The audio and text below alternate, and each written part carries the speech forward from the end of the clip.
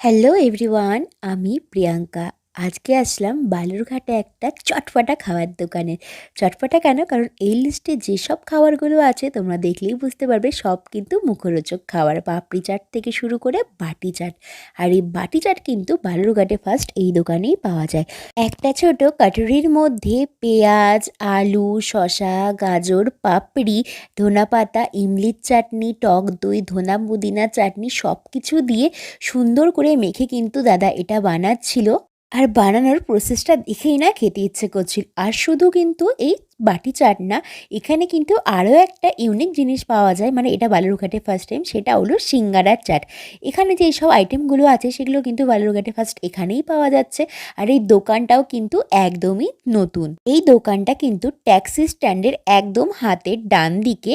আর এই দোকানের নাম হলো tasty fast food live corner. আরে লাইভ কর্নার কারণ এখানে যা কিছু বানানো হচ্ছে সব কিন্তু তোমার চোখের সামনে। আর প্রত্যেকটা খাবারের না প্রাইসও ভীষণ রিজনেবল। দেখতে দেখতে চলে আসলো আমাদের বাটি চাট। এবার চলে আসি টেস্টটা ভীষণ সুন্দর, কিছুটা পাপড়ি চাটের মতো। তো খেতে ওভারঅল খুব সুন্দর। আর আমার আরও কিছু ট্রাই করার ইচ্ছে ছিল, কিন্তু যেহেতু আমি এখন ফাস্টফুড থেকে একটু দূরে আছি তো সেই জন্য এইটুকু খেয়েছিলাম।